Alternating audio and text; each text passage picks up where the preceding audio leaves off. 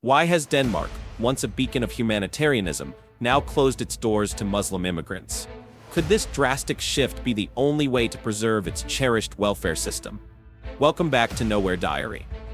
Today, we explore why Denmark, a once hospitable Nordic country, has taken such a controversial turn in its immigration policy.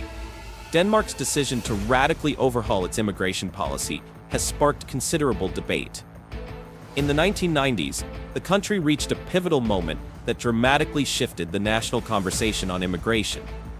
As the decade progressed, the once welcoming atmosphere began to change, with the effects of mass migration becoming increasingly evident in Danish society.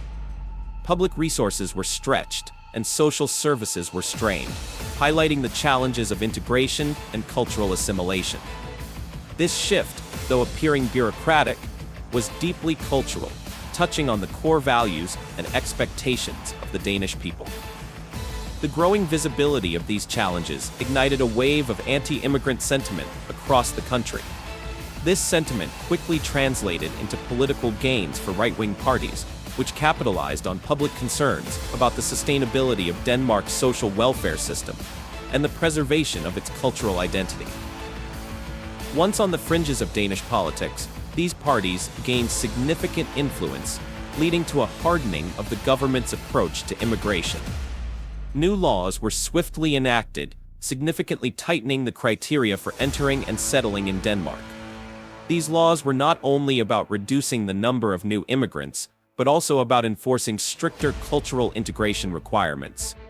Immigrants were expected not only to live in Denmark, but to adopt Danish ways of life. This marked a dramatic shift from Denmark's historically liberal stance to a more conservative and controlled approach to immigration, with the clear aim of safeguarding the social, economic, and cultural fabric of the nation.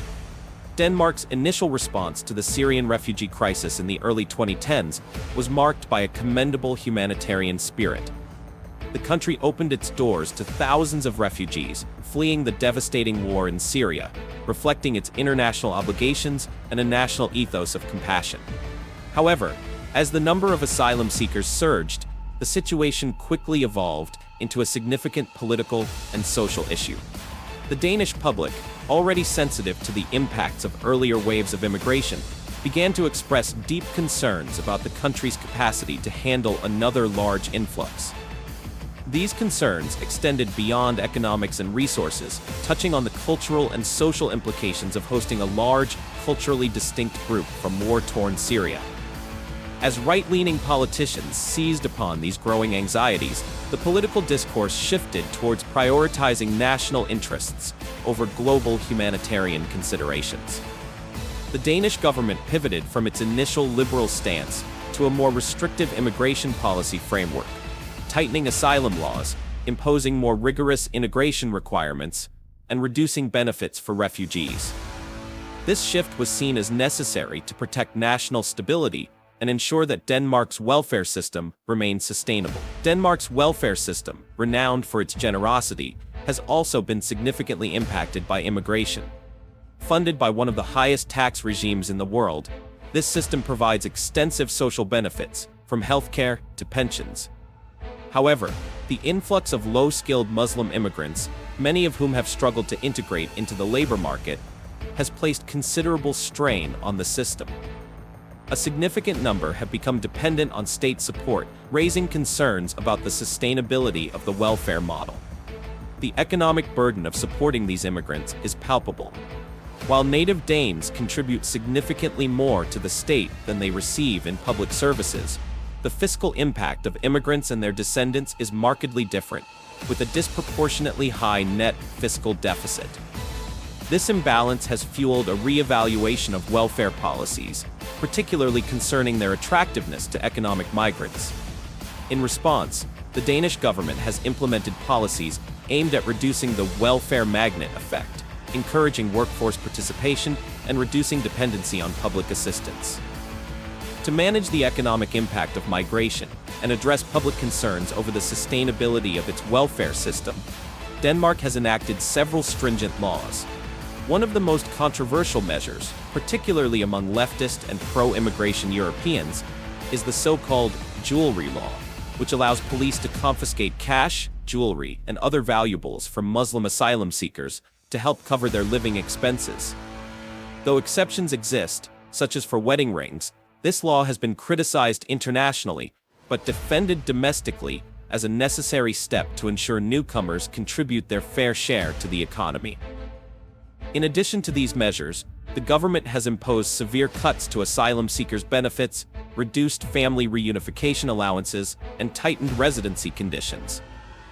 These policies are designed to make Denmark less attractive to potential immigrants and to moderate the pace of immigration, ensuring that those who do come can be adequately supported and integrated. Denmark's strict immigration policies stem from a deep-seated patriotism. The nation's social fabric must remain intact to sustain the high level of social services it provides its citizens. This drives the implementation of policies that aim not only to control the number of new entrants, but also to ensure that those who do come can integrate effectively into Danish society. The government mandates that young children from non-Western backgrounds participate in at least 25 hours of preschool education weekly, where they learn the Danish language and values, an essential step in smoothing the integration path.